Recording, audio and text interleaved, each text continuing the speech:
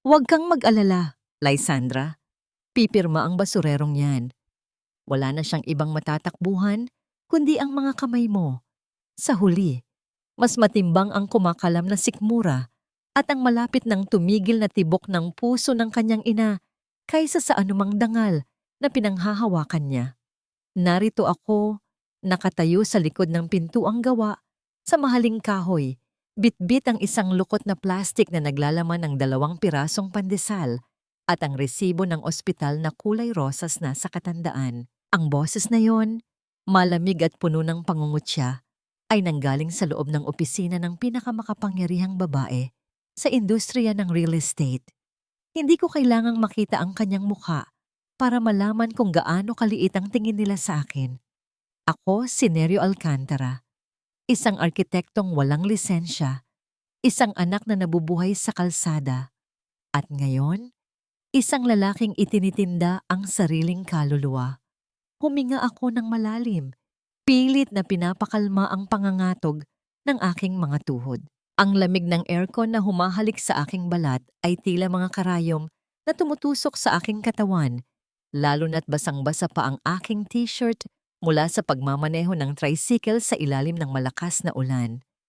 Napatingin ako sa aking mga kamay, magagaspang, may mga bakas ng langis mula sa makina, at nanginginig. Sa loob ng lukot na plastik na hawak ko, ang resibong yon ay tila isang hatol ng kamatayan para kay inay kung hindi ko ito mababayaran bago matapos ang gabi. Dahan-dahan kong itinulak ang pinto. Ang bango ng mamahaling pabango at amoy ng bagong limbag na papel ay agad na sumalubong sa akin. Isang mundong napakalayo sa amoy ng usok at lansa ng San Vicente. Sa gitna ng malawak na silid, nakaupo si Lysandra Belen Roque. Ang kanyang kagandahan ay tila isang estatwa ng yelo. Perpekto, ngunit walang init.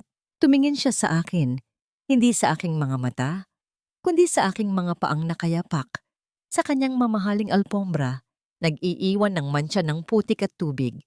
Inilatag niya ang isang makapal na folder sa ibabaw ng mesa. Walang bati, walang emosyon. Ang bawat paggalaw ng kanyang mga daliri ay tila isang kalkuladong hakbang sa isang laro kung saan ako ang nakatalong pyesa. 20 bilyong piso. Iyan ang nakasulat sa itaas ng papel. Isang halagang hindi ko kikitain kahit mabuhay pa ako ng 10 ulit bilang isang driver. Ang kapalit ay simple lamang sa pandinig, ngunit napakabigat sa dibdib. Ang aking pangalan, ang aking kalayaan, at ang bawat gabi ng aking buhay sa loob ng 3 taon bilang kanyang asawa sa harap ng publiko.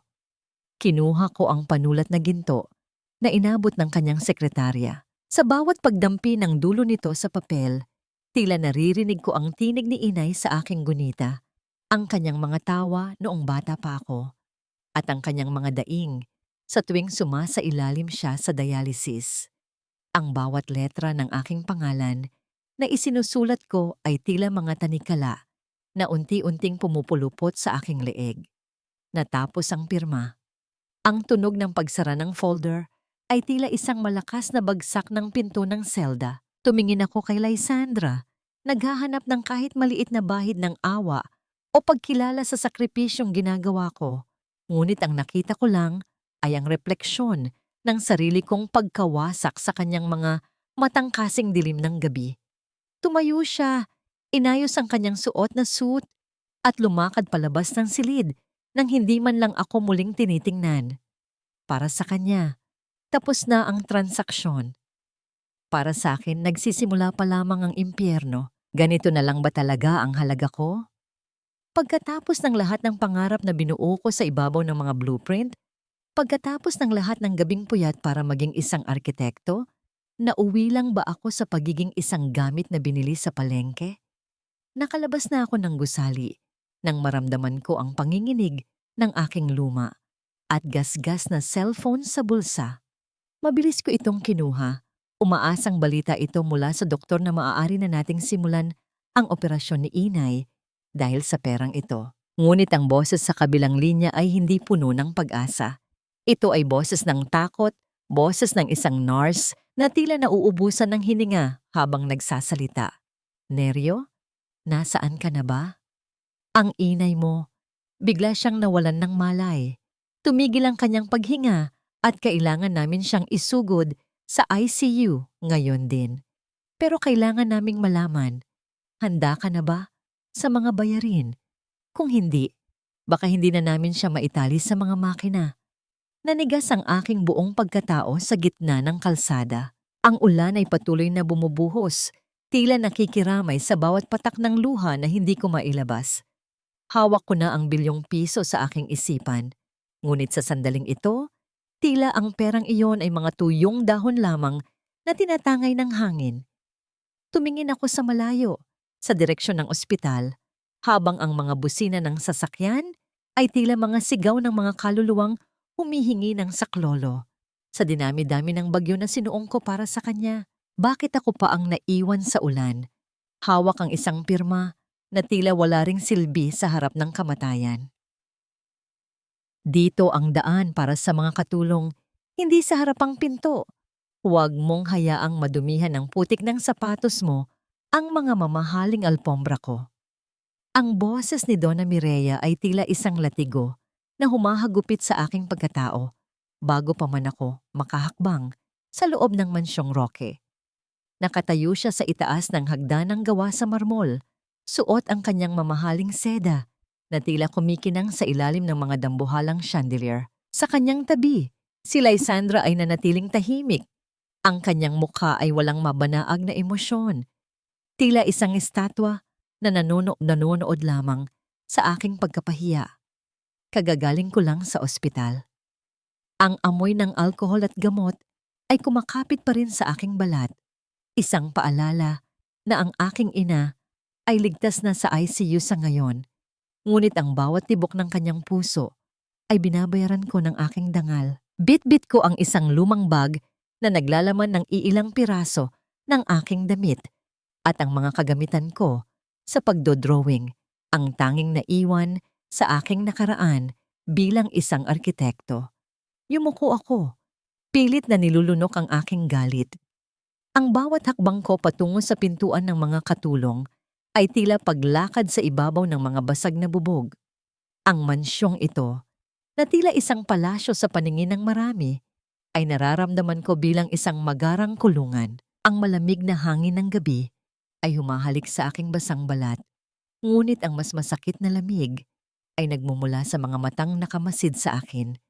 Nang marating ko ang silid na inilaan para sa akin, isang maliit at madilim na kwarto, sa dulo ng pasilyo na malapit sa imbakan ng mga lumang gamit, ay doon lamang ako nakahinga ng malalim.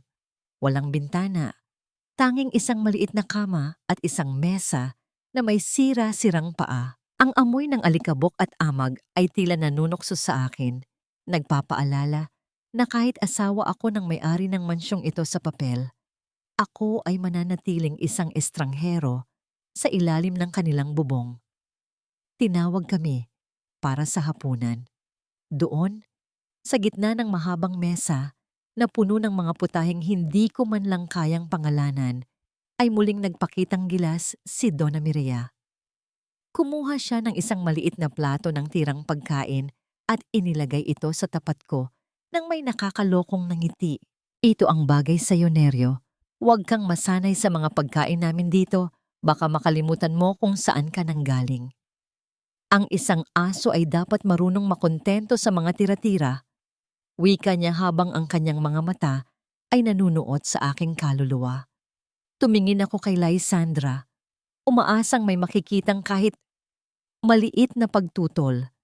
Ngunit patuloy lang siya sa pagkain, tila walang naririnig.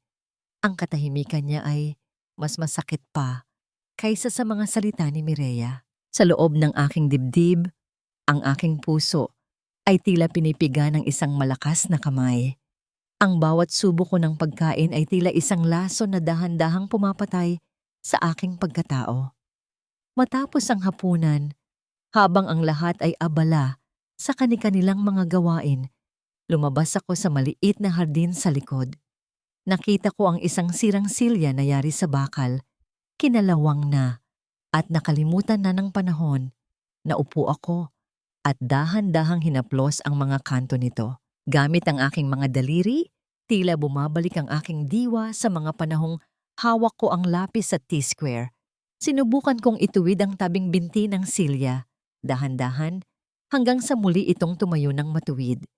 Sa gitna ng karangyaan ng iba, ang pag-aayos sa isang bagay na itinapon na ay ang tanging paraan para maramdaman kong may silbi pa ako. Naramdaman ko ang presensya ng isang tao sa aking likuran. Si Lysandra iyon. Nakatayo siya doon, nakatingin sa aking ginagawa. Ang kanyang buhok ay hinahangin ng gabi. At sa isang sandali, nakita ko ang isang bahid ng lungkot sa kanyang mga mata na hindi ko napansin kanina. Bakit mo yan ginagawa? Basura na yan. Ang kanyang boses ay mahina. Tila isang bulong sa gitna ng katahimikan. Tumingin ako sa kanya, hindi bilang isang bilyonaryong bumili sa akin, kundi bilang isang babaeng tila mas sawi pa kaysa sa akin. Dahil sira na, ang isang bagay ay wala na itong halaga. Minsan, kailangan lang nito ng tamang kamay para muling mabuo. Tila natigilan siya sa aking sinabi, ngunit bago pa man siya makasagot, isang malakas na sigaw mula sa loob ng mansyon ang bumasag sa katahimikan. Si Donna Mireya iyon, galit na galit habang may hawak na isang papel. Lysandra, ano ang ibig sabihin nito? Bakit may mga nawawalang pondo sa account ng kumpanya at bakit ang pangalan ng basurerong ito ang nakalagay sa mga transaksyon? Namilog ang aking mga mata. Wala akong kinalaman sa anumang pera. Tumingin ako kay Lysandra, ngunit sa pagkakataong ito, ang lungkot sa kanyang mga mata ay napalitan ng isang matalim na hinala. Ganito na ba agad? Hindi pa man natutuyo ang tinta ng aking pirma sa kontrata, ay inihulog na ako sa isang hukay na hindi ko kailanman magagawang labasan? Isang hamak na driver, papasok sa kwarto ko para magnakaw. Napakabilis naman yata ng mga kamay mo, Neryo. Hindi pa nagtatagal ang kontrata ninyo ni Lysandra. Pati itong mamahaling relo ko ay pinagnanasaan mo na. Ang tinig ni Donna Mireya ay tila isang matalim na kutsilyo na humihiwa sa katahimikan ng umaga. Nakatayo siya sa gitna ng sala, nakaturo ang kanyang daliri sa aking muka habang ang iba pang mga katulong ay nakatingin sa akin na may halong takot at pandidiri. Sa aking kamay, hawak ko ang isang basahang basa at isang bote ng panlinis ng muebles. Iyon lamang ang ginagawa ko, ang maglinis, ang ayusin ang mga sulok ng mansyong ito na tila kinalimutan na ng pagkalinga. Ngunit sa paningin nila, ang aking pagiging masipag ay isa lamang pagbabalat kayo para sa aking masamang balak. Naramdaman ko ang panunuyo ng aking lalamunan. Ang bawat salita ng paratang ay tila isang dagok sa aking dibdib na nagpapapaalala sa akin kung gaano kababa ang tingin nila sa mga taong katulad ko. Gusto kong sumigaw, gusto kong sabihin na mas mahalaga ang aking dangal kaysa sa anumang piraso ng ginto. Ngunit alam kong sa mundong ito, ang boses ng mahirap ay tila hangin lamang na walang nakakarinig. Wala po akong kinuha. Ang tanging nasabi ko, ang aking boses ay mahina, ngunit puno ng di maitatagong pait. Tigil. Ang isang malakas na utos ay nanggaling sa likuran namin. Si Lysandra iyon. Pababa siya ng hagdan. Ang kanyang muka ay tila isang pader na walang emosyon. Lumapit siya sa amin. Tinitigan ang bawat isa bago kinuha ang relo mula sa kamay ng isang katulong na nagsabing nakita raw ito sa ilalim ng aking unan. Tumingin si Lysandra sa akin at sa loob ng ilang segundo, naramdaman ko ang isang kakaibang koneksyon. Hindi ko nakita ang panghuhusga sa kanyang mga mata. Sa halip may nakita akong pagod. Ibinalik ito ng labandera, Tita Mireya. Naiwan ninyo ito sa bulsa ng inyong bestido bago ito nilabhan. Huwag ninyong gamitin ang aking asawa para sa inyong mga laro. Malamig na wika ni Lysandra. Natigilan ng lahat. Si Donna Mireya ay namula sa galit. Ang kanyang mga labi ay nanginig sa pagkapahiya bago siya tumalikod at mabilis na umalis. Iyon ang unang pagkakataon na ipinagtanggol ako ni Lysandra. Ang bigat sa aking dibdib ay tila gumaan ng kaunti, ngunit alam kong ang bagyong ito ay simula pa lamang. Nang sumapit ang gabi, ang ulan ay muling bumuhos ng malakas. Habang naglalakad ako sa pasilyo patungo sa aking silid, narinig ko ang isang mahinang daing mula sa silid ni Lysandra. Bahagyang nakabukas ang pinto. Sumilip ako at nakita ko siyang nakaupo sa kama. Ang kanyang mga kamay ay nakatakip sa kanyang mga tainga habang nanginginig ang kanyang buong katawan. Tila bawat kulog ay nagdadala sa kanya sa isang madilim na alaala. Naalala ko ang aking ina. Sa tuwing natatakot siya, hindi ko napigilan ang aking sarili. Pumunta ako sa kusina, nagpakulo ng tubig at kumuha ng mga dahon ng pandan at luya na dala ko pa mula sa San Vicente. Inihanda ko ang isang mainit na tsa. Ang amoy nito ay tila isang yakap mula sa nakaraan. Lumingon-lingon ako bago dahan-dahang inilapag ang tasa sa maliit na mesa sa labas ng kanyang pinto. Hindi ako kumatok, hindi ako nagpakita. Hinyaan ko na lamang na ang init ng tsa ang magsabi ng lahat nang hindi ko kayang bigkasin. Kinabukasan, habang nililinis ko ang kanyang opisina, may isang papel na nalaglag mula sa kanyang lumang journal. Pinulot ko ito at natigilan. Isa itong drawing, isang bahay sa tabi ng dagat. Ang mga linya ay hindi perpekto, puno ng pagkakamali sa perspektiba, ngunit ang bawat guhit ay may dalang pangarap at kapayapaan. Bilang isang arkitekto, alam ko ang ibig sabihin ng mga guhit na ito. Ito ang kanyang takas mula sa malupit na katotohanan ng pamilya Roque. Dahan-dahan kong ibinalik ang papel sa mesa, tila hinahawakan ng isang marupok na puso. Ngunit sa paglingon ko sa bintana, napatigil ang aking hininga. Sa labas ng tarangkahan, sa gitna ng kadiliman ng kalsada, may isang lalaking nakatayo. Nakasuot siya ng itim na jacket. Ang kanyang mukha ay natatakpan ng anino, ngunit ang kanyang mga mata ay nakatitig ng matalim sa mansyon. May kung anong panganib akong naramdaman sa kanyang presensya. Bago ko pa magawang lumabas, narinig ko ang bulong ni Donna Mireya sa kabilang panig ng dingding, kausap ang kung sino sa telepono. Huwag kang magmadali, Marco. Hayaan nating maniwala si Lysandra na malaya na siya. Kapag nakuha na natin ang huling pirma niya, saka nating ipapakita sa kanya na ang patay ay kayang bumangon mula sa hukay. Marco, ang asawa ni Lysandra na 3 taon nang wala. Ang aking kamay ay nanikagas sa hawakan ng walis. Kung buhay ang kanyang asawa, sino ang taong kasama ko sa bahay na ito? At anong uri ng impyerno ang naghihintay kay Lysandra kapag natuklasan niya ang katotohanan? Sa dinami-dami ng mga sekretong nakabaon sa mansyong ito, bakit tila ako ang napiling maghukay sa kanila? Isang malaking pagkakamali ang isilang ang isang anak na tulad ni Nerio dahil ang tanging halaga niya ay ang ibenta ang kanyang sarili para lang dugtungan ang hininga mong malapit na ring mapatid. Hindi ba mas mabuti pang mamatay ka na lang kaysa maging pabigat sa kumpanya namin? Ang bawat salita ni Donna Mireya ay tila mga lason na bumabaon sa puting dingding ng silid sa ospital. Nakatayo siya sa paanan ng kama ni Inay, suot ang kanyang mamahaling alahas na tila kumikinang sa gitna ng amoy ng gamot at kamatayan.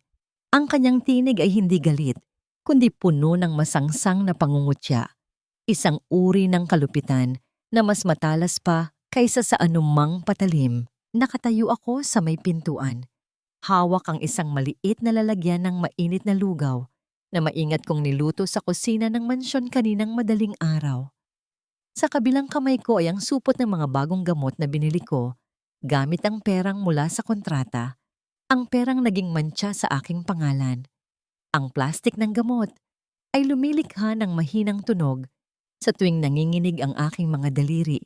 Isang tunog na tila sumasabay sa mabilis na pintig ng aking puso. Tumingin ako kay Inay. Ang kanyang mukha ay tila isang tuyong dahon, maputla at halos wala ng buhay.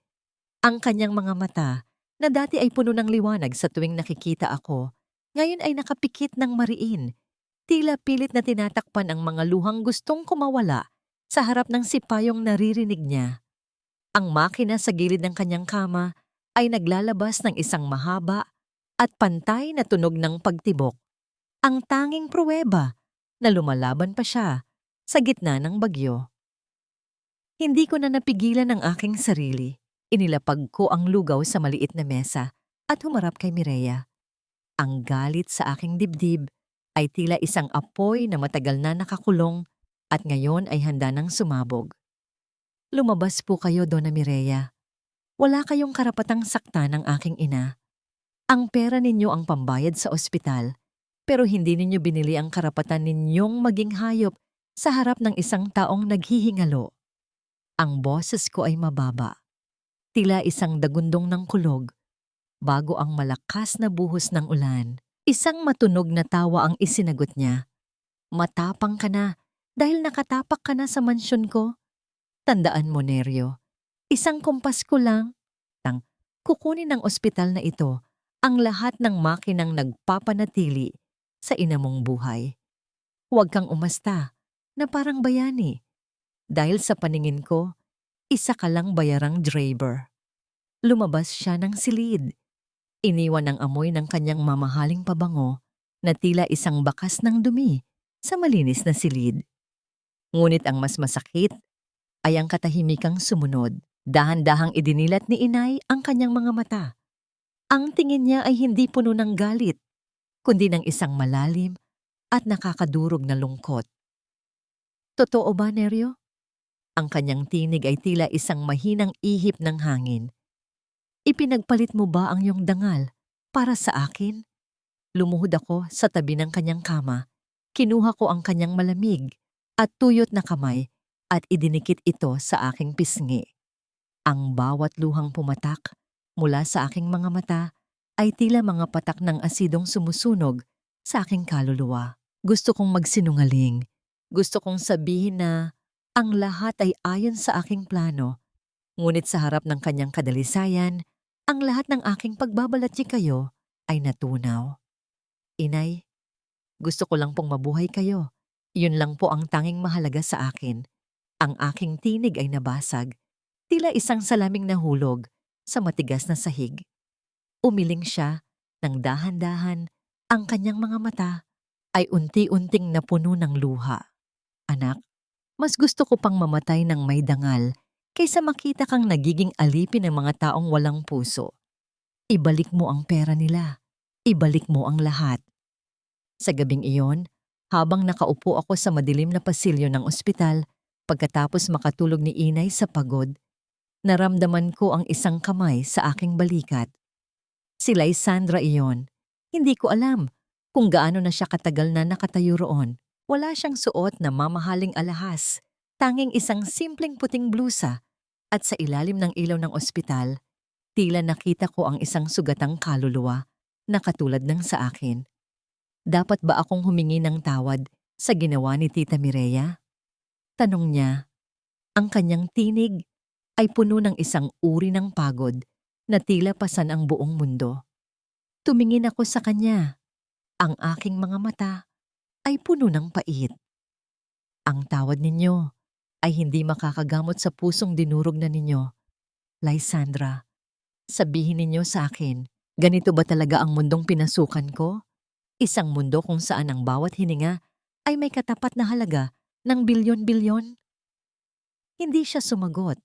Nanatili siyang nakatitig sa kawalan. Tila may sarili ring mga demonyong kinakalaban. Ngunit bago siya umalis, iniwan niya ang isang maliit na sobre sa aking tabi. Sa loob nito ay ang account details ng mga transaksyong narinig kong pinag-uusapan ni Mireya kaninang madaling araw. Sapat ba ang dugong dumadaloy sa aking mga ugat para bayaran ang dangal na tinapak-tapakan na nila? O sadyang ang bawat patak nito ay itinakda ng maging tinta para sa isang kontratang wala namang katapusan? Hindi lang pera ang ninanakaw nila sa iyo, Lysandra.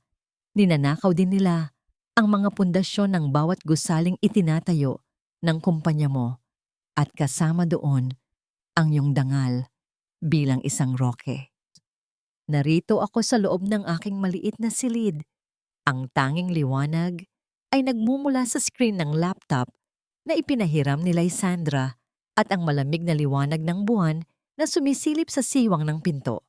Sa aking harapan ay nakakalat ang mga dokumentong ibinigay niya, mga blueprint ng pinakabagong condominium project ng Roque Estate at ang mga ulat ng audit na tila binura ng isang mantsa ng kasinungalingan. Sa bawat numerong tinitingnan ko, nakikita ko ang mga bitak. Hindi lang bitak sa semento, kundi bitak sa katapatan ng mga taong pinagkakatiwalaan niya. Bilang isang arkitekto, ang aking mga mata ay naturuan na makita ang hindi nakikita ng iba.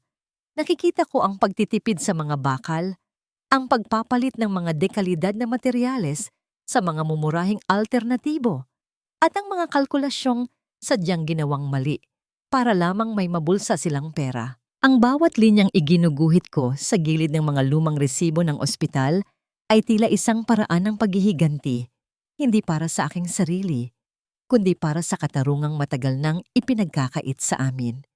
Narinig ko ang mahinang tunog ng pagpihitit ng doorknob. Dahan-dahang bumukas ang pinto at pumasok si Lysandra. Wala siyang suot na sapatos, tila ayaw niyang gumawa ng anumang ingay sa gitna ng katahimikan ng mansyon. Nakita ko ang gulat sa kanyang mga mata nang makita niya ang mga blueprint na nakalatag sa aking kama at ang mga detalyadong sketch na ginawa ko. "Bakit mo ito ginagawa, Neryo?" tanong niya. Ang kanyang tinig ay tila isang marupok na sinulid. "Hindi ito kasama sa kontrata. Ang trabaho mo ay maging asawa ko sa harap ng kamera, hindi ang maging tagapagligtas ng kumpanya ko." Tumingin ako sa kanya at sa unang pagkakataon, hindi ko naramdaman ang pait ng aking sitwasyon. Nakita ko ang isang babaeng nakatayo sa tuktok ng isang dambuhalang tore, ngunit ang bawat palapag nito ay unti-unti nang gumuguho sa ilalim ng kanyang mga paa.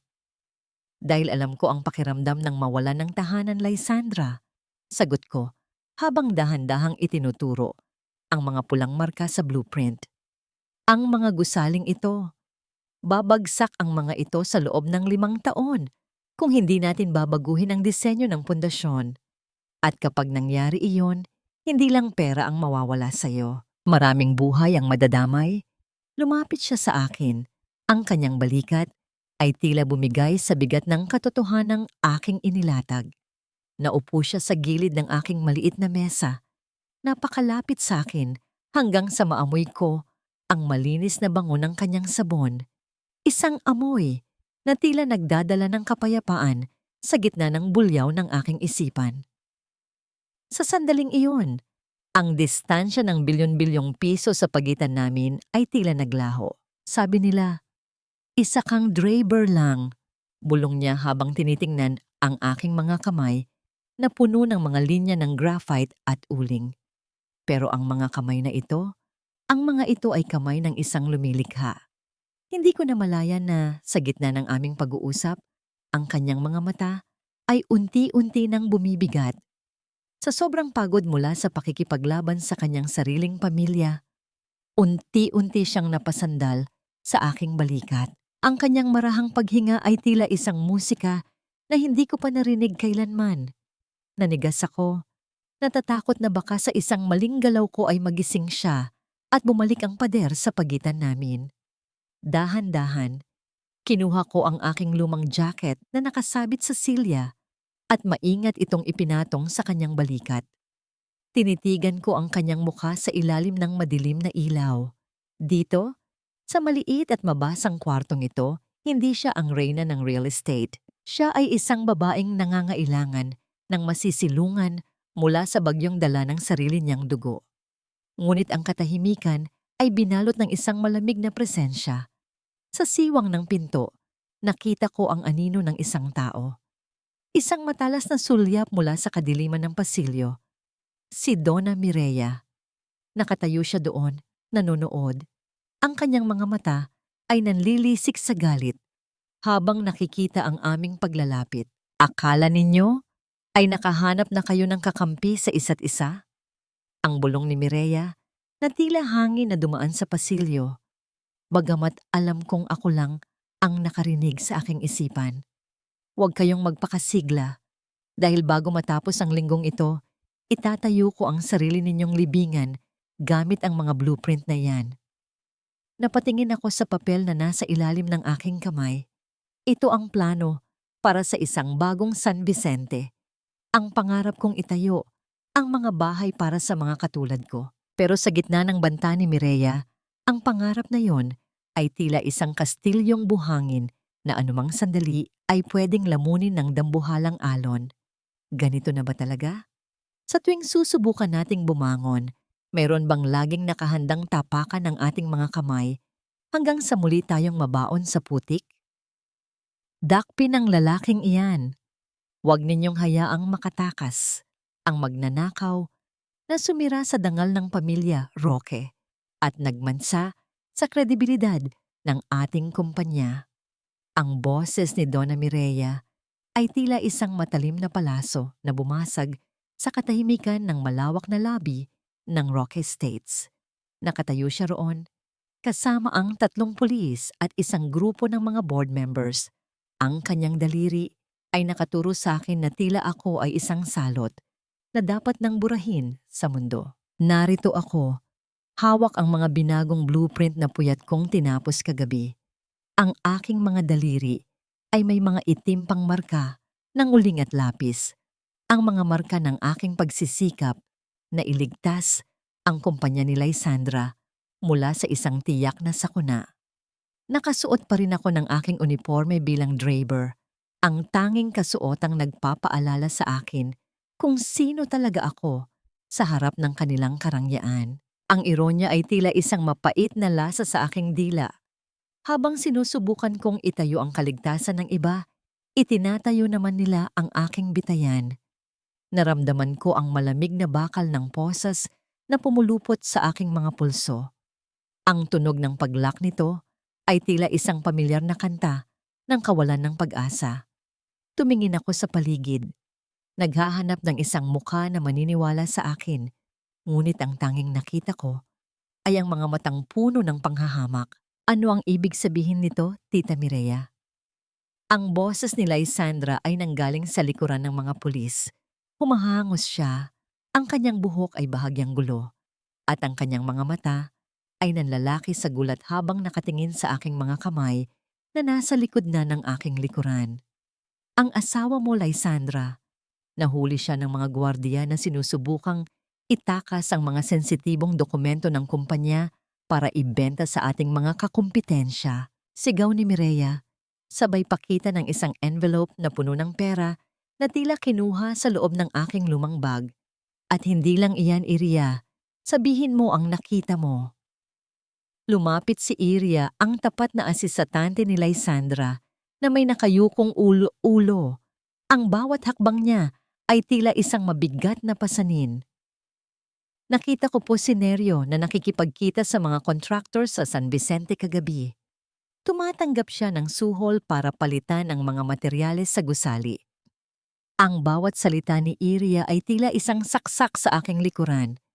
Si Iria, ang taong akala ko ay nakakaintindi sa hirap ni Lysandra. Tumingin ako kay Lysandra, umaasang makikita ko ang tiwala sa kanyang mga mata.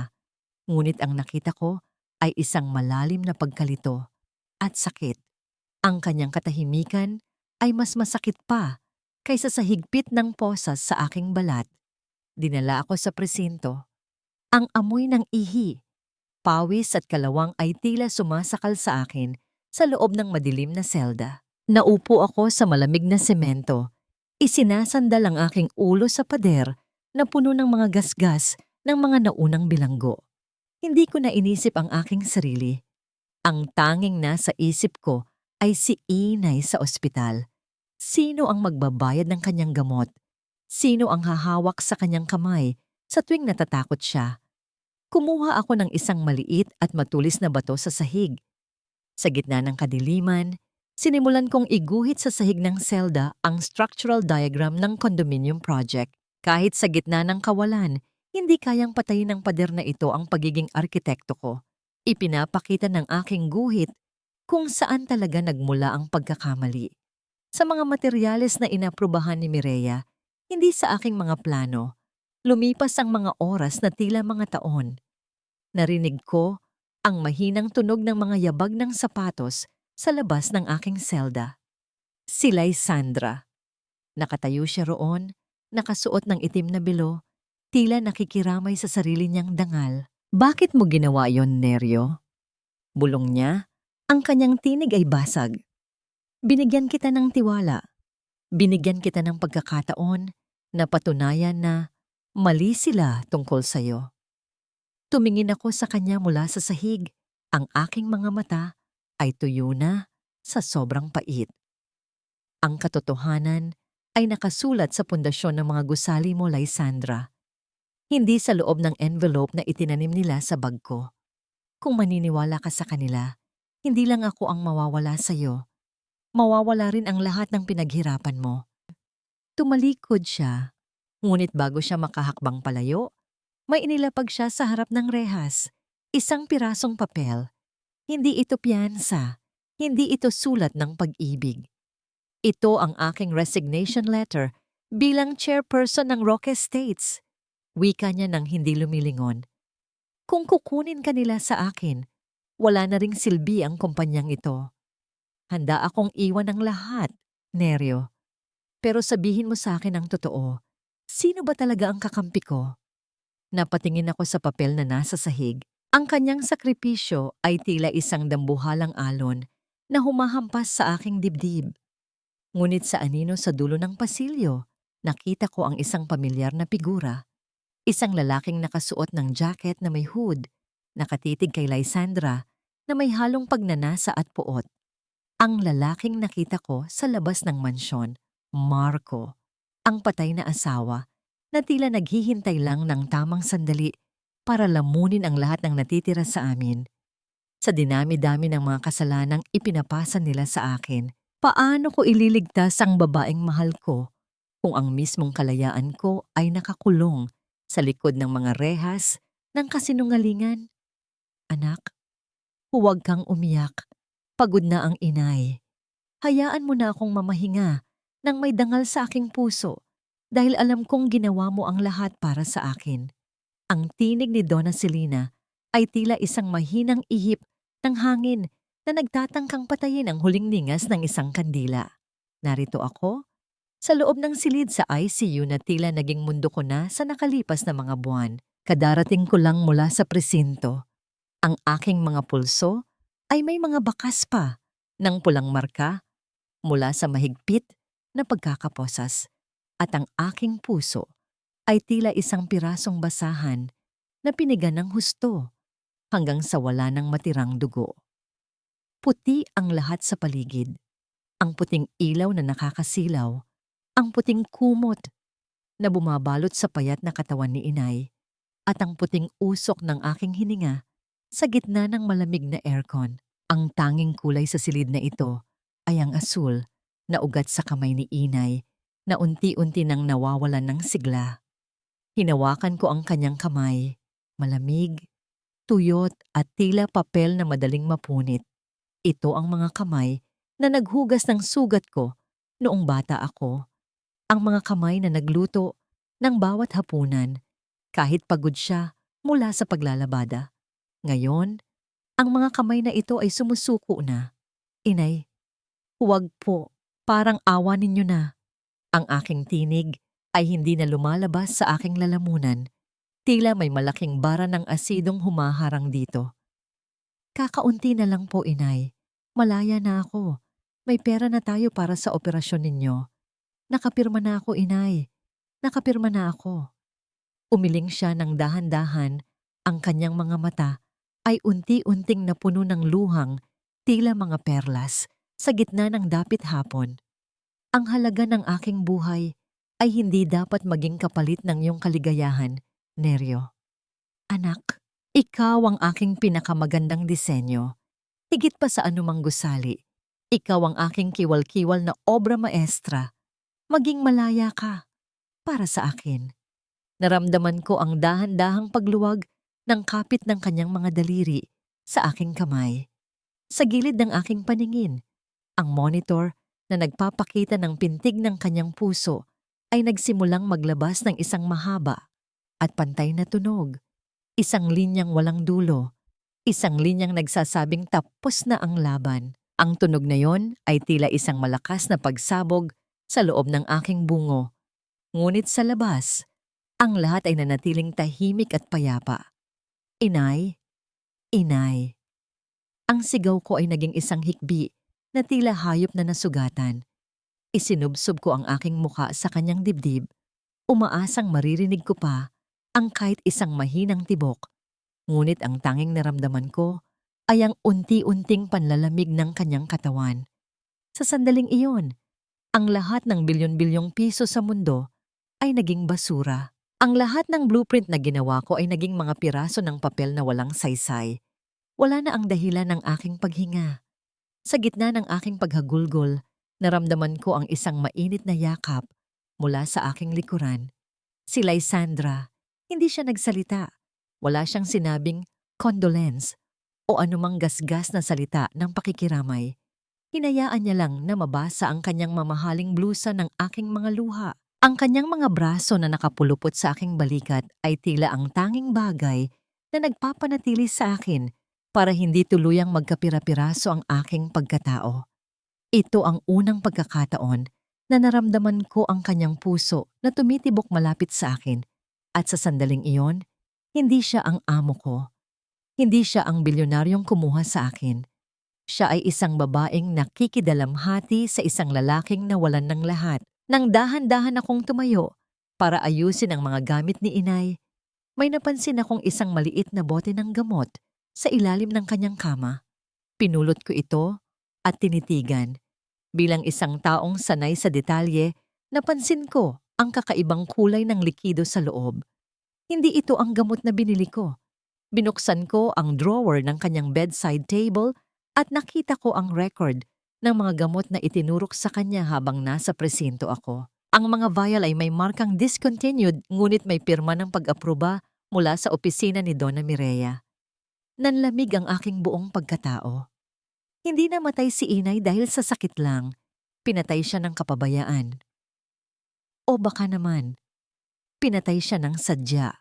Lumabas ako sa pasilyo ng ospital, ang aking mga mata ay puno ng isang uri ng dilim na hindi pa nakikita ni Lysandra kailanman. Sa dulo ng hallway, nakita ko ang isang nurse na naglalakad palayo.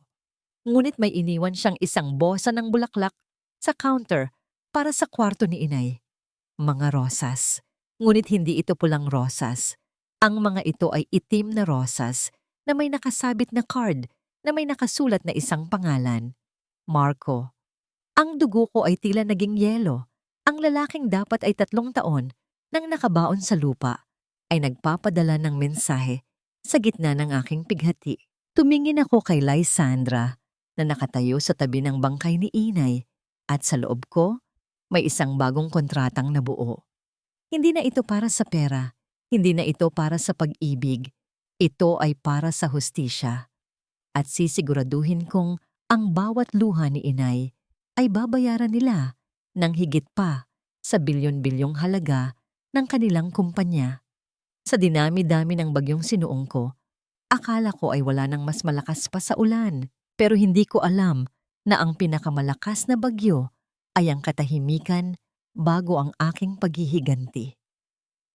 Huwag mong isipin na ang kamatayan ng iyong ina ay magpapalaya sa iyo, Neryo.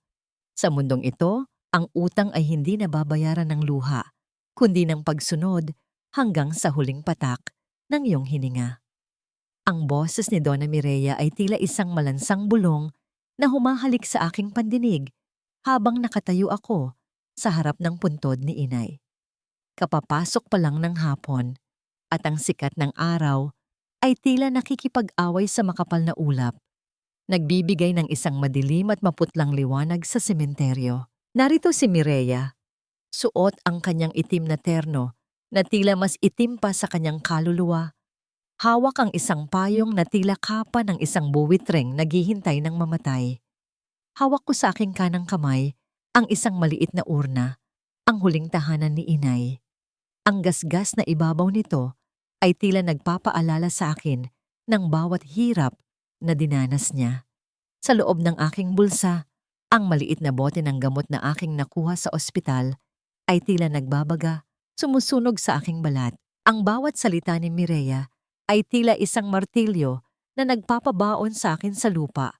Ngunit sa pagkakataong ito, hindi na ako ang lalaking luluhod sa harap ng kanyang pera. Tapos na ang laro, Donna Mireya. Ang boses ko ay mababa, tila isang dagundong na nagmumula sa ilalim ng lupa. Ang aking ina ay payapa na. Ang tanikala na ginamit ninyo para igapos ako ay naputol na kasabay ng huling tibok ng kanyang puso.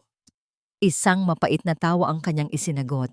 Bago siya tumalikod at sumakay sa kanyang marangyang sasakyan, iniwan ang amoy ng usok at ang pait ng kanyang pagkatao. Ngunit ang hindi niya alam, ang bawat hakbang ko pabalik sa mansyon ay hindi na bilang isang driver. Ako na ngayon ang arkitekto ng kanyang sariling pagkawasak. Nang makabalik ako sa mansyon, sinalubong ako ni Lysandra sa madilim na pasilyo. Ang kanyang mga mata ay namamaga. Isang patunay na hindi siya natulog sa pagbabantay sa akin. Sa kanyang kamay ay ang isang envelope na puno ng mga dokumentong lihim niyang kinuha mula sa vault ni Marco, ang asawang pilit nilang itinatago sa dilim. Neryo, kailangan nating mag-ingat. Bulong niya. Ang kanyang tinig ay nanginginig sa takot at pag-asa. Alam ni Mireya na may alam tayo. Kung susubukan nating lumaban ngayon, baka hindi na tayo makalabas ng buhay sa bahay na ito. Tumingin ako sa kanya at sa gitna ng dilim, hinawakan ko ang kanyang kamay. Hindi ito yakap ng pagnanasa, kundi isang pangako ng pakikipaglaban. Ang init ng kanyang palad ay tila nagbibigay sa akin ng lakas na ituloy ang plano. Huwag kang mag-alala, Lysandra. Magpapanggap tayo.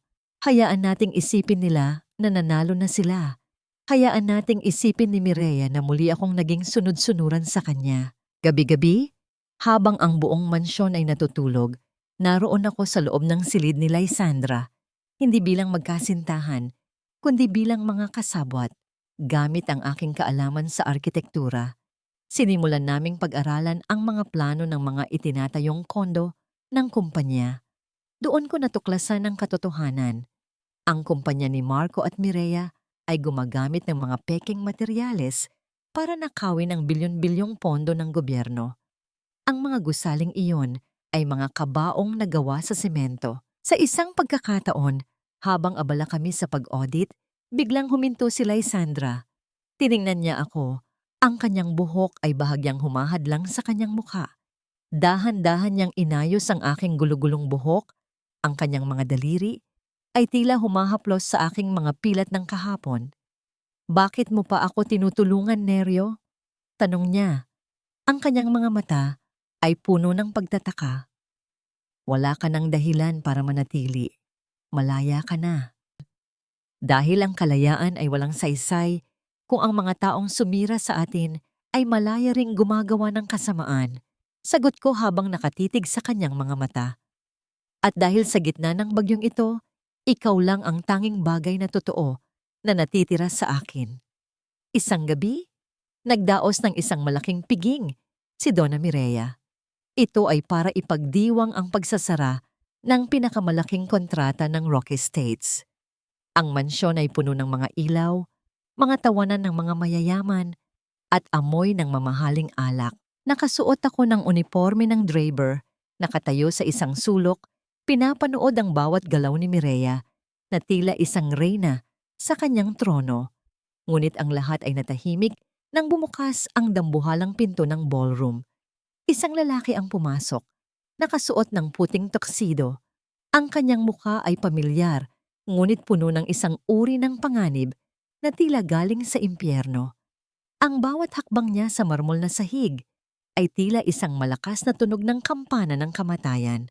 Nabitawan ni Lysandra ang kanyang baso ng alak. Ang tunog ng pagkabasag nito sa sahig ay tila isang hudyat ng pagsisimula ng gulo. Namutla siya. Ang kanyang buong katawan ay nanginginig habang nakatingin sa lalaking nasa harap namin. Marco, Ang bulong niya na tila hindi makapaniwala. Ang lalaki ay ngumiti. Isang ngiti na hindi umaabot sa kanyang mga mata.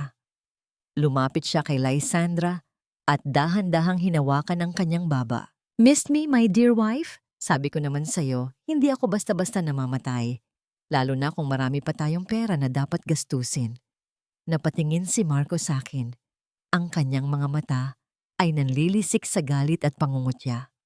"At ikaw? Ikaw ba ang Draper na nagpanggap na asawa?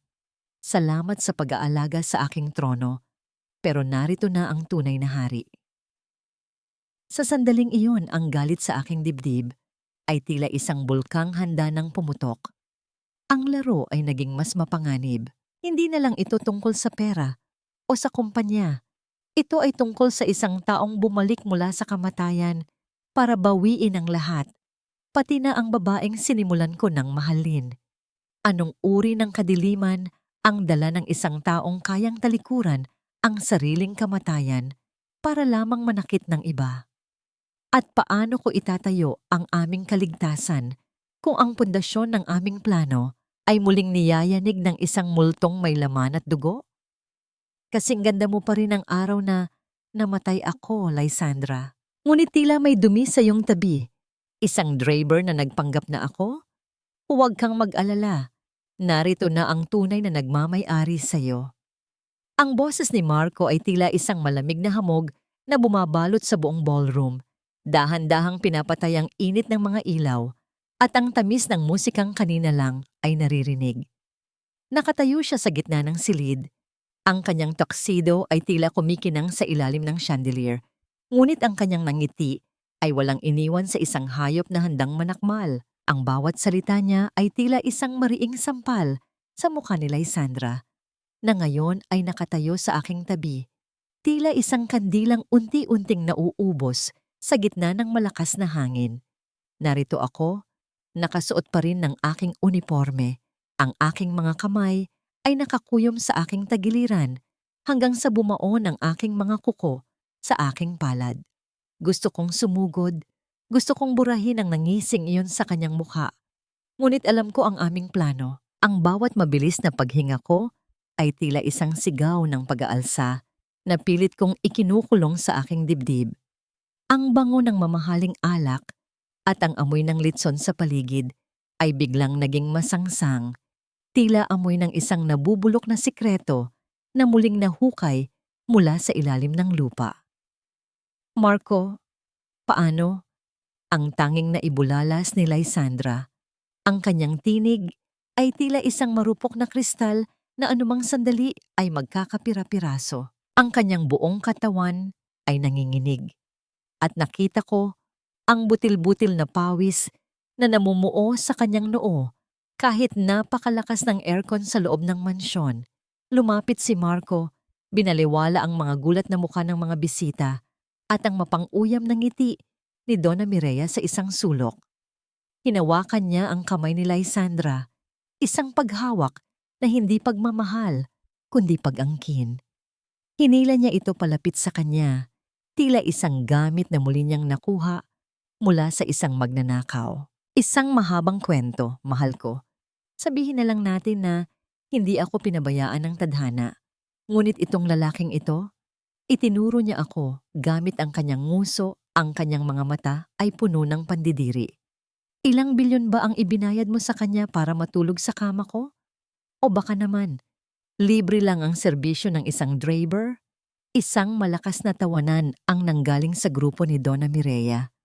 Ang bawat halakhak ay tila mga pako na ibinabaon sa aking dangal. Tumingin ako kay Lysandra at doon, sa gitna ng kanyang takot, nakita ko ang muling pagkabuhay ng mga sugat na sinubukan naming gamutin nitong mga nakaraang gabi.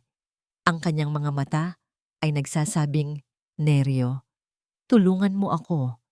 Ngunit ang aking mga paa ay tila nakabaon sa semento ng kawalan ng kapangyarihan. Nang matapos ang piging, ang mansyon na dati ay tila nagiging tahanan na para sa akin, ay muling naging isang madilim na kuta. Sa pilitang pinatira ni Marco ang kanyang sarili sa master's bedroom, habang ako ay muling itinapon sa aking maliit na kwarto sa dulo ng pasilyo. Ngunit sa gitna ng gabi, narinig ko ang mahinang kalos ng mga paa sa labas ng aking pinto. Pumasok si Lysandra. Ang kanyang mga mata ay puno ng luha. Ang kanyang suot na bestido ay gulo-gulo. Tila galing sa isang pakikipagbuno. Hindi siya nagsalita. Agad siyang napasandal sa pader, dahan-dahang napaupo sa sahig, at doon ibinuhos ang lahat ng sakit na matagal na niyang kinukubi. Ang bawat hikbi niya ay tila umaalingaw sa loob ko. Lumuhod ako sa kanyang harap, hindi para lampasan ang anumang hangganan, kundi para maging sandigan ng kanyang gumuhong mundo. Neryo? Nanginginig ang tinig niya. Ayoko na, Neryo. Pagod na ako sa pagiging kagamitan lamang ng pamilyang ito. Hindi ko na alam kung saan ako kukuha ng lakas. Ngayon, pati ang impyernong akala ko ay nakabaon na sa lupa. Bumalik para ubusin ang natitira kong hininga. Ang bawat salita ni Lysandra ay tila isang piraso ng basag na kristal na bumaon sa aking dibdib. Nakatingin ako sa kanya habang nakaupo siya sa madilim na sulok ng aking silid. Ang kanyang mamahaling bestido na gawa sa seda ay nakaladkad sa maruming sahig, tila isang reynang nawalan ng trono at naitapon sa putikan. Walang boses ng pag-iyak, tanging ang dahan-dahang pag-alog ng kanyang mga balikat ang nagpapakita ng bigat ng bagyong dinadala niya. Lumapit ako, ngunit huminto ako sa distansyang alam kong ligtas para sa kanya. Hindi ko siya hinawakan dahil alam kong sa sandaling ito, ang anumang haplos ay baka maging mitya ng kanyang tuluyang pagguho. Kumuha ako ng isang basong tubig mula sa aking maliit na mesa. Ang nanginginig kong kamay ay tila sumasabay sa pintig ng aking galit para kay Marco, ngunit pinilit kong maging kalmado. Uminom ka muna, Lysandra. Ang aking tinig ay tila isang bulong sa gitna ng katahimikan. Hindi ka pwedeng mamatay, dahil kung susuko kang ngayon, hayaan mo na ring maging kabaong mo ang mansyong ito habang buhay, at hindi ko hahayaang mangyari iyon. Tumingin siya sa akin. Ang kanyang mga mata ay puno ng pait. Anong laban natin, Neryo? Si Marco ang batas sa bahay na ito. Hawak niya ang kumpanya. Hawak niya ang bansa sa pamamagitan ng mga taong nabili niya. At higit sa lahat, hawak niya ang aking pagkatao dahil asawa ko pa rin siya sa mata ng lahat. Dito ko naramdaman ang tunay na lason ng aming sitwasyon. Ang bawat bilyong piso na nakasulat sa aming kontrata ay tila naging mga tanikala na mas lalong humigpit. Ngunit habang tinititigan ko ang kanyang mga sugatang mata, may isang bagay na nagbago sa loob ko. Hindi na ako ang arkitektong nawalan ng pangarap. Ako na ngayon ang arkitektong magtatayo ng isang plano na walang sinumang makakasira. Hindi niya hawak ang iyong bukas, Lysandra. Wika ko habang dahan-dahang inilalagay ang baso sa kanyang mga kamay.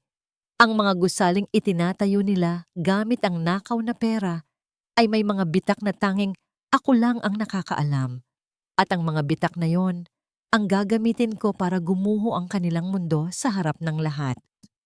Nagtagpo ang aming mga mata sa ilalim ng malamig na liwanag ng buwan na sumisilip sa siwang ng pinto.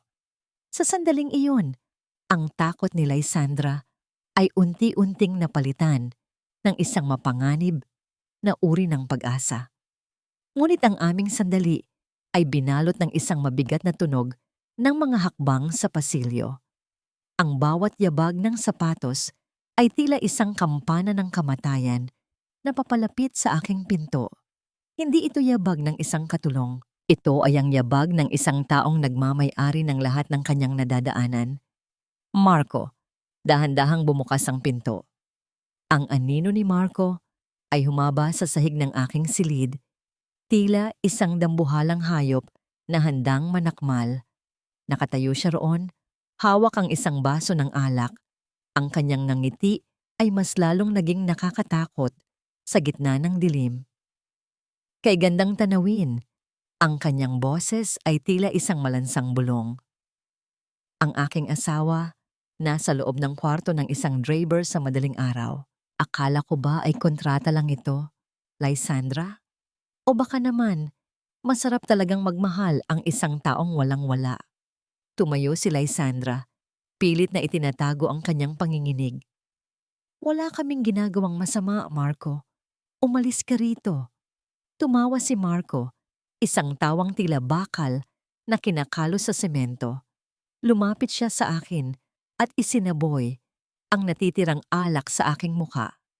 Ang lamig at pait ng alak ay gumuhit sa aking balat.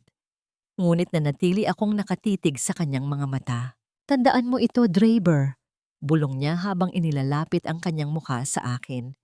Bukas ng umaga, sisiguraduhin kong ang pangalan mo ay mabubura sa listahan ng mga buhay. At ikaw, Lysandra, maghanda ka. Dahil sisimulan na natin ang paglipat ng lahat ng ari-arian mo sa pangalan ko. Kung ayaw mong mabulok ang driver mong ito sa kulungan, pipirma ka sa bawat papel na ibibigay ko. Lumabas si Marco, ngunit bago siya tuluyang mawala, may iniwan siyang isang maliit na folder sa aking mesa. Binuksan ko ito at nanigas ang aking buong pagkatao. Ito ay ang mga litrato ni Inay sa ospital, mga litratong kinuha sa gabi kung kailan siya namatay. At sa gilid ng bawat litrato, may mga marka ng gamot na itinurok sa kanya. Hindi lang si Mireya ang may kinalaman. Si Marco ang nagbigay ng utos mula sa pinagtataguan niya. Sa dinami-dami ng mga lihim na itinatago ng pamilyang ito, paano ko mapapanatiling ligtas si Lysandra kung ang mismong kaaway ko ay isang demonyong may hawak sa aking nakaraan at sa aking hinaharap? Walang halaga ang buhay ng isang matandang labandera, Neryo. Isang turok lang, tapos na ang lahat. At alam mo ba kung ano ang mas masakit? Ginawa ko yon para lang makita kung gaano kakahinang nilalang sa harap ng kamatayan. Ang bawat salitang binitawan ni Marco sa harap ng lupon ng mga direktor ay tila mga lason na dahan-dahang pinapatay ang huling bahid ng katahimikan sa loob ng boardroom ng Rock Estates. Nakatayo siya roon, may hawak na baso ng mamahaling scotch habang ang kanyang mukha ay puno ng ngising tagumpay. Sa tabi niya, si Donna Mireya ay tumatango. Tila isang katuwang sa isang madilim na ritual ng kasamaan. Narito ako, nakasuot ng aking uniforming Draper na may mga bahid pa ng ulan at alikabok mula sa paglalakbay ko sa San Vicente. Sa aking kanang kamay, mahigpit kong hawak ang envelope na naglalaman ng mga litrato ng mga huling sandali ni Inay. Ang mga litratong naging mitya ng aking tuluyang pagkagising. Sa kaliwang kamay ko naman ay ang mga blueprint na binago ko, ang mga plano na maglalantad sa mabulok na pundasyon ng kanilang imperyo. Ang bawat tibok ng aking puso ay tila isang malakas na tambol na nagsasabing, panahon na. Tumingin ako kay Lysandra. Nakaupo siya sa dulo ng mahabang mesa. Ang kanyang mga kamay ay nanginginig. Habang hawak ang pluma, nagagamitin niya para pirmahan ang paglilipat ng lahat ng kanyang ari-arian kay Marco. Ang kanyang mga mata ay nakatingin sa akin. Puno ng paghingi ng tawad, tila sinasabi niyang handa siyang mawala ang lahat, wag lang akong mapahamak. Doon, sa gitna ng kanyang sakripisyo, naramdaman ko ang isang matinding hapdi sa aking dibdib. Bakit sa mundong ito, ang mga taong marunong magmahal ang laging kailangang magbayad ng pinakamahal na presyo?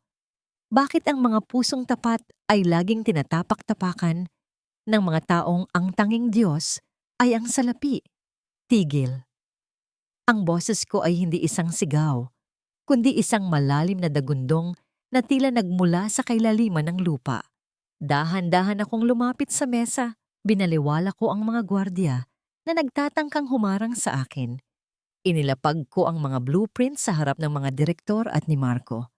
Ang tunog ng pagbagsak ng mga papel sa ibabaw ng mahaling kahoy ay tila isang hatol na hindi na mababawi pa. Marco, Donna Mireya, akala ninyo ay tapos na ang lahat dahil hawak ninyo ang aming hininga. Wika ko, ang aking tinig ay malamig at puno ng awtoridad na hindi nila inaasahan mula sa isang Draper. Ngunit nakalimutan ninyo na ang isang arkitekto ay hindi lang nagtatayo ng mga pader. Alam din namin kung aling bahagi ang dapat itulak para gumuho ang buong gusali. Ipinakita ko ang mga audit reports at ang mga ebidensya ng paggamit ng mga substandard na materyales sa Roque Grand Plaza, ang proyektong ipinagmamalaki nila. Ipinakita ko ang mga bitak sa istruktura na sadyang itinago ng kanilang mga engineer. At higit sa lahat, inilabas ko ang mga record ng gamot mula sa ospital at ang mga litratong nagpapatunay na ang pagkamatay ni Inay ay isang planadong pagpaslang na tahimik ang buong silid. Ang tanging naririnig ay ang mabilis na paghinga ni Donna Mireya at ang pag-alog ng baso ni Marco. Ang kanilang mga mukha na kanina lang ay puno ng kayabangan, ngayon ay tila mga tuyong dahon na nilalipad ng hangin ng takot. Hindi totoo yan. Gawa-gawa lang yan ng isang hamak na driver. Sigaw ni Marco, ngunit ang kanyang tinig ay basag, tila isang sirang plaka. Sa sandaling iyon, bumukas ang pinto at pumasok ang mga operatiba ng National Bureau of Investigation kasama ang isang doktor mula sa ospital na handang tumestigo. Ang malamig na bakal ng mga posas na dati ay nakapulupot sa aking mga kamay. Ngayon ay nakatakdang kumapit sa mga pulso ni na Marco at Mireya. Tumingin si Marco kay Lysandra. Ang kanyang mga mata ay nanlilisik pa rin sa galit. Akala mo ba ay mananalo kayo? Sisiguraduhin kong babagsak din kayo kasabay ko. Bago siya mailabas ng silid, lumapit ako sa kanya. Hinawakan ko ang kanyang balikat nang may di maitatagong lakas. Ang kamatayan ni Inay ay hindi naging mitya ng aking pagsuko, Marco. Ito ang naging pundasyon ng iyong pagkawasak. Sa bawat bitak ng gusaling itinayo mo sa kasinungalingan, doon mo mararamdaman ang bigat ng katarungang matagal mong tinalikuran. Nang tuluyan na silang mailabas, ang boardroom ay nabalot ng isang kakaibang katahimikan. Isang katahimikan na hindi na puno ng takot, kundi ng isang malalim na paghinga. Lumapit sa akin si Lysandra. Ang kanyang mga mata ay punong-puno ng luha, ngunit sa pagkakataong ito, ang mga luha ay hindi na mula sa sakit. Neryo, natapos na, bulong niya habang dahan-dahang hinahaplos ang aking mukha. Tumingin ako sa kanya at sa loob ko. Naramdaman ko ang unti-unting paghilom ng mga sugat na matagal kong iningatan. Ang katarungan ay nakamit na, ngunit alam ko na ang tunay na laban, ang pagbuo muli sa aming mga sarili, ay nagsisimula pa lamang. Gayunpaman, habang tinitingnan ko ang huling sulyap ni Marco bago isara ang pinto, may isang bagay akong napansin. Isang ngiti, isang mapanganib at misteryosong nangiti na tila nagsasabing mayroon pa siyang huling alas na hindi namin inaasahan. Isang maliit na itim na remote sa kanyang bulsa na hindi napansin ng mga pulis. Sa gitna ng aming tagumpay, bakit tila may naririnig akong ticking sound na nagmumula sa pundasyon ng mismong gusaling ito? Tapos na ang bagyo, pero bakit tila mas mahirap huminga sa gitna ng katahimikan? Akala ko, kapag wala na ang mga tanikala ni Marco at ang mapang-aliping kontrata ni Lysandra, lilipad na ang aking puso sa tuwa. Pero narito ako, nakatayo sa tapat ng aming lumang dampa sa San Vicente, bitbit ang isang urnang puno ng abo at isang pusong puno ng mga puwang na hindi kayang punan ng anumang bilyon. Ang amoy ng lansa ng isda mula sa palengke at ang alikabok na nanunuot sa aking ilong ay tila isang pamilyar na yakap. Wala na ang amoy ng mamahaling pabango at ang malamig na aircon ng mansyong Roque. Narito ako sa gitna ng init ng araw, kung saan ang bawat patak ng aking pawis ay may lasa ng tunay na pagsisikap. Inilapag ko ang urna ni Inay sa ibabaw ng maliit naming altar. Ang silya kung saan siya dating nakaupo habang nananahi ay bakante. Isang masakit na paalala na ang katarungan ay hindi kayang buhayin ang mga pumanaw na. Huminga ako ng malalim at tinitigan ang aking mga kamay. Wala na ang mga mantsa ng langis mula sa tricycle, Ngunit may mga bagong paltos mula sa paghawak ng mga materyales sa konstruksyon. Sinimulan ko nang itayo ang isang maliit na opisina sa tabi ng aming bahay. Isang opisina para sa mga mahihirap na nagnanais ng matitibay na tahanan. Ginagawa ko ito ng libre, gamit ang huling bahagi ng perang itinira ko mula sa aking kinita bilang asawa sa papel. Ito ang aking paraan ng pagpapagaling sa sarili. Sa bawat pako na aking ibinabaon, tila ibinabaon ko rin ang pait ng aking nakaraan. Isang hapon, habang abala ako sa pagkakabit ng bubong, isang kulay abong sasakyan ang huminto sa harap ng aking bakuran. Hindi ito ang marangyang limousine ni Lysandra, kundi isang simpleng sedan. Bumaba ang isang driver at may iniwan na isang kahon sa labas ng aking pinto. Nang buksan ko ang kahon, sumabog ang amoy ng luya, pandan, at mga sariwang gulay. Sa ibabaw ng mga ito ay may isang maliit na papel na may sulat kamay na kilalang kilala ko. Para hindi ka malipasan ng gutom habang itinatayo mo ang iyong mga pangarap, huwag mong kalimutang magpahinga, arkitekto. Walang pirma, pero ang bawat letra ay tila may kasamang tibok ng puso ni Lysandra. Naupo ako sa lupa, hawak ang isang pirasong luya. Napangiti ako ng mapait. Ang babaeng bilyonaryo na dati ay hindi alam kung paano humawak ng baso ng tubig, ngayon ay nagpapadala sa akin ng mga materyales para satsa. Ito ang aming bagong lengguwahe, ang distansya ng katahimikan na punong-puno ng pag-aalaga. Nabalitaan ko sa mga dyaryo na tinalikuran na ni Lysandra ang malaking bahagi ng kanyang kayamanan. Ibinigay niya ito sa mga foundation para sa mga biktima ng domestic abuse at sa mga bata sa San Vicente. Wala na siya sa mga pahina ng fashion magazines. Nasa mga balita na siya bilang isang taong naglalakad sa putikan para tumulong. Pareho kaming muling isinisilang mula sa abo ng aming mga pagkakamali. Ngunit ang katahimikan ng hapon ay biglang binalot ng isang madilim na ulap. Ang hangin ay nagsimulang sumipol sa pagitan ng mga siwang ng aking itinatayong opisina. Isang tunog na tila humihingi ng saklolo sa gitna ng papalalim na kadiliman. Ang bawat patak ng ulan ay tila mga bala ng baril na humahampas sa aking yerong bubong. Lumilikha ng isang nakabibinging iingay na tila nais gisingin ang mga alaala ng bawat bagyong aking dinaanan.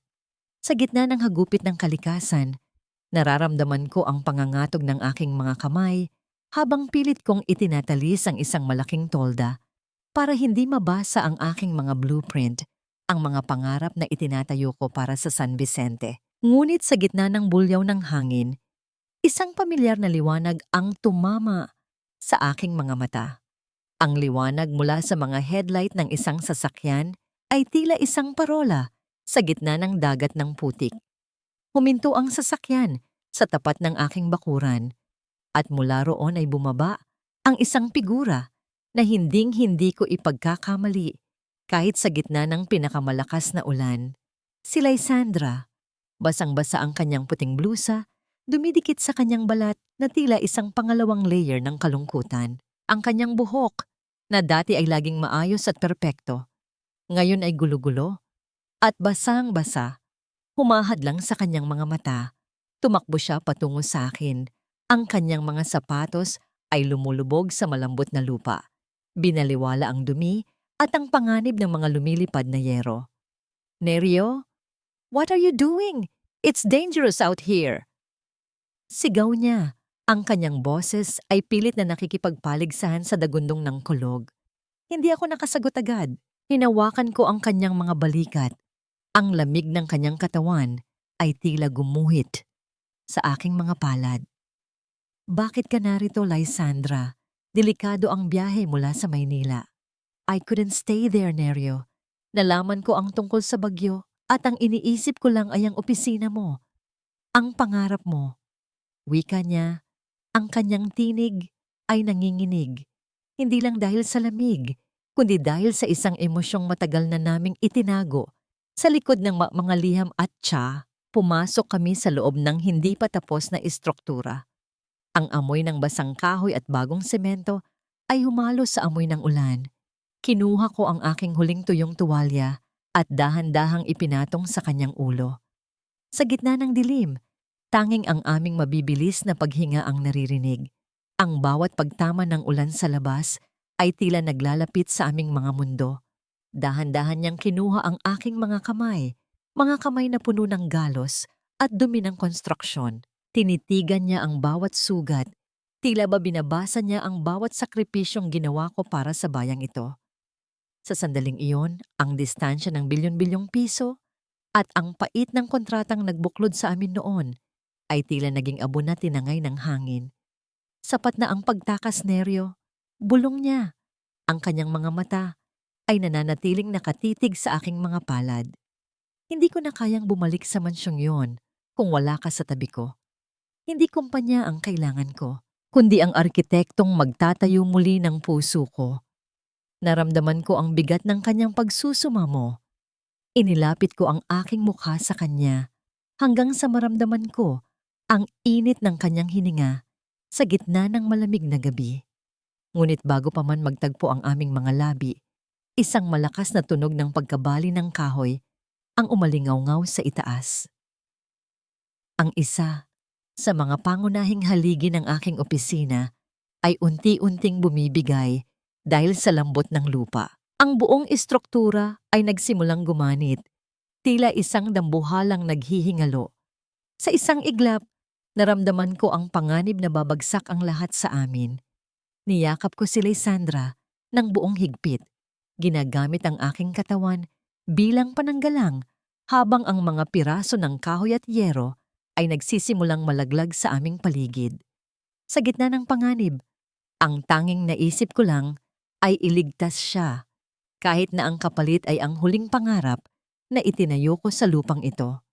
Neryo, ang huling sigaw ni Lysandra bago kami binalot ng isang madilim na katahimikan sa ilalim ng gumuhong pangarap. Lysandra, Lysandra, gumising ka. Huwag mo akong iwan sa gitna ng guhong ito. Kung kailan nahanap na natin ang daan pabalik sa isa't isa, huwag ka namang bumitaw ngayon. Ang bawat salitang lumalabas sa aking bibig ay may kasamang lasa ng dugo at alikabok. Narito kami, nakabaon sa ilalim ng mga naglalakihang kahoy at yero ng aking hindi pa tapos na opisina. Ang bigat ng pundasyong bumagsak ay tila pasan ng aking buong likuran, ngunit wala akong naramdamang sakit, tanging ang takot lamang na baka ang katahimikan ni Lysandra sa aking bisig ay maging permanente na. Ang amoy ng basang lupa at ang nakakasulasok na amoy ng amag ay tila nanunuot sa bawat hininga ko. Ang ulan sa labas ay patuloy na humahagupit, ngunit sa ilalim ng mga guhong ito, ang tanging naririnig ko ay ang mahinang pagpatak ng tubig mula sa isang butas na yero, tila isang orasan na nagbibilang ng natitirang sandali. Dahan-dahan, naramdaman ko ang paggalaw ng kanyang mga daliri sa aking dibdib. Isang mahinang daing ang kumawala sa kanyang mga labi. At ang tunog na yon ay tila pinakamagandang musikang naririnig ko sa buong buhay ko. Neryo, you're hurt! Bulong niya. Ang kanyang tinig ay tila isang marupok na sinulid na anumang sandali ay mapuputol. Nararamdaman ko ang init ng kanyang hininga sa aking leeg, ang tanging bagay na nagbibigay sa akin ng dahilan para hindi bumigay ang aking mga balikat sa bigat ng mga kahoy na nakadagan sa amin. Huwag mo akong alalahanin. I'm an architect, Lysandra. Alam ko kung paano maghanap ng pundasyon na hindi basta-basta bibigay. At ang pundasyong yun ay ikaw. Ang aking tinig ay nanginginig, hindi dahil sa lamig, kundi dahil sa pag-asang muli kaming makakalabas dito. Sa labas, narinig ko ang mga sigaw ng mga tao.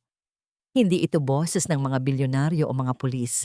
Ito ang mga boses ng mga kapitbahay ko sa San Vicente. Narinig ko ang tunog ng mga palakol na tumatama sa kahoy, ang ingay ng mga kamay na naghuhukay sa putikan, at ang pagtutulungan ng mga taong dati ay tiningnan ko lang bilang mga estranghero. Ang bayanihan na dati ay nababasa ko lang sa mga libro, ngayon ay nararanasan ko sa gitna ng aking pinakamadilim na oras. Nang muling bumukas ang liwanag at mahila kami palabas mula sa guho, ang unang bumati sa amin ay hindi ang karangyaan ng nakaraan, kundi ang mainit na yakap ng komunidad. Doon, sa gitna ng maputik na kalsada, habang nakabalot kami sa mga lumang kumot na ibinigay ng mga kapitbahay, tiningnan ko si Lysandra. Wala siyang suot na alahas, marumi ang kanyang muka, at gulo-gulo ang kanyang damit. Ngunit sa aking mga mata, siya ang pinakamagandang obra maestra na nakita ko. Lumipas ang mga buwan. Ang San Vicente ay hindi na lamang isang lugar ng mga dampa. Sa tulong ng kaalaman ko sa arkitektura at ng bagong pananaw ni Lysandra sa buhay, unti-unti naming itinayo ang tahanan ng pag-asa. Hindi ito isang kondominium para sa mga mayayaman, kundi isang maayos na pabahay para sa mga katulad kong nagsimula sa wala. Isang hapon, habang nakaupo kami sa beranda ng aming maliit ngunit matibay na bahay, tiningnan ko ang mga blueprint na nakalatag sa mesa. Ngunit sa pagkakataong ito, wala nang pirma ng kontrata, wala nang halaga ng bilyon-bilyon. Tanging ang mga plano para sa isang paaralan at klinika ang nakaguhit doon. Neryo! Look, wika ni Lysandra, habang itinuturo ang papalubog na araw na nagbibigay ng kulay ginto sa buong San Vicente. Inihilig niya ang kanyang ulo sa aking balikat at sa pagkakataong ito, wala nang pader na nakaharang sa aming pagitan. Dati, akala ko ang tagumpay ay nasusukat sa taas ng gusaling pag-aari mo. Pero ngayon ko lang nalaman na ang tunay na tagumpay ay ang makita ang mga ngiti ng mga taong may bubong na sa itaas ng kanilang mga ulo. Hinawakan ko ang kanyang kamay. Ang bawat kalyo sa aking palad ay tila nakikipag-usap sa lambot ng kanyang balat. Ang mga pader ay pwedeng gumuho, Lysandra. Ang pera ay pwedeng mawala. Pero ang tahanang itinayo natin sa gitna ng bagyo, iyan ang disenyong hindi kailanman mabubura ng panahon. Kinuha ko ang isang maliit na tasa ng tsa na amoy pandan at luya, ang lasa ng aming pagsisimula. Tiningnan ko ang langit at sa aking gunita, tila nakita ko ang nangiti ni Inay sa gitna ng mga ulap. Wala na ang sifayo, wala na ang pait. Ang arkitekto at ang kanyang katuwang ay hindi na lang basta nagtatayo ng mga bahay. Nagtatayo na kami ng isang buhay na malaya sa mga tanikala ng nakaraan. Mahal kita, Neryo. Higit pa sa anumang kontratang pinirmahan natin. Bulong niya. At mahal kita, Lysandra. Hindi dahil sa bilyong nasa pangalan mo, kundi dahil ikaw ang pundasyon ng bawat pangarap ko. Sagot ko habang dahan-dahang hinahalikan ang kanyang noo sa ilalim ng payapang langit. Ang ulan ay tumigil na. At sa wakas, ang aming mga puso ay nakahanap na ng permanenteng tahanan. 2 taon na ang lumipas, ngunit ang bawat hininga ko ay tila bago pa rin, malaya sa laso ng nakaraan. Nakatayo ako sa gitna ng San Vicente Integrated Community, isang proyektong hindi itinayo gamit ang bilyong piso ng mga roke, kundi sa pamamagitan ng pawis, dangal, at pagtutulungan. Ang mga gusaling narito ay hindi matatayog na tore na nagnanais abutin ng langit. Ang mga ito ay mga tahanang may malalawak na bintana para sa sikat ng araw at matitibay na pundasyong kayang dumaan sa anumang unos. Tumingin ako sa paligid. Naririnig ko ang tawanan ng mga bata sa palaruan, ang mahinang tunog ng mga walis na naglilinis sa kalsada, at ang amoy ng masarap na sinigang na nagmumula sa mga kusina. Ang bawat detalye ng lugar na ito ay bunga ng aking mga blueprint, mga guhit na dati ay itinuring na basura, ngunit ngayon ay naging silungan ng libu-libong pamilya. Isang malayo ng alaala, ang madilim na pasilyo ng Mansyong Roque. Nabalitaan ko sa mga balita na si Donna Mireya ay nabubuhay na ngayon sa loob ng isang selda. Ang kanyang mga mamahaling alahas ay napalitan ng mga rehas na bakal. Ang kanyang kayamanan ay na-freeze ng gobyerno at ang kanyang pangalan na dati ay kinatatakutan ay isa na lamang babala tungkol sa kasakiman. Si Marco naman, ayon sa aking abogado, ay unti-unti nang nilalamon ng sarili niyang sakit sa loob ng piitan. Isang uri ng pagdurusa na hindi kayang gamutin ng anumang nakaw na pera. Wala na silang kapangyarihan. Ang kanilang hiya o kahihiyan ay naging kabaong na habambuhay nilang dadalhin. Pumunta ako sa sementeryo bago lumubog ang araw. Inilapag ko ang isang kopya ng aking lisensya bilang isang ganap na arkitekto sa ibabaw ng puntod ni inay. Kasama nito ay ang isang bungkos ng mga sariwang bulaklak mula sa hardin ni Lysandra. Inay, malaya na po tayo. Bulong ko. Ang aking tinig ay hindi na puno ng pait, kundi ng isang malalim na kapayapaan. Ang bawat sakripisyo ninyo ay nagkaroon ng saysay. Hindi na ako alipin ng sinuman. Ang aking mga kamay ay marumi pa rin sa semento, pero ang aking kaluluwa ay malinis na. Naramdaman ko ang isang pamilyar na presensya sa aking tabi. Si Lysandra, hindi na siya ang babaeng nakasuot ng itim na belo at nagtatago sa likod ng mga bodyguard. Nakasuot siya ng simpleng cotton dress at tsinelas. Ang kanyang mukha ay maliwanag at walang bahid ng takot. Siya na ngayon ang nangunguna sa Selena Foundation, isang organisasyong nagbibigay ng libreng pagpapaospital para sa mga mahihirap sa probinsya. Handa na ang hapunan, Neryo. Wika niya. Ang kanyang nangiti ay tila ang huling sinag ng araw na humahalik sa mundo. Nagluto ako ng paborito mong adobo. Baka lumamig pa. Naglakad kami pabalik sa aming tahanan. Isang simpleng bahay na itinayo ko sa tabi mismo ng opisina ko. Doon, sa aming maliit na hapagkainan, walang mamahaling chandelier. Ang tanging liwanag ay ang init ng aming pagmamahalan at ang katotohanang binuo namin ang bawat sulok nito nang magkasama. Naupo kami at nagsimulang kumain. Sa gitna ng aming pag-uusap tungkol sa mga bagong proyekto, bigla siyang huminto at hinawakan ang aking kamay. Tumingin siya sa akin at sa kanyang mga mata nakita ko ang sagot sa lahat ng aking mga tanong. Neryo, thank you, bulong niya. Salamat dahil hindi ka bumitaw noong ang buong mundo ay bumibitaw na sa akin. You didn't just build a house for these people. You built a home for me. Hinalikan ko ang kanyang kamay. Ang bawat kalyo sa aking palad ay tila isang medalya ng aming tagumpay. Tayo ang nagtayo nito, Lysandra. Ang bawat bitak ng ating nakaraan ang naging daan para pumasok ang liwanag.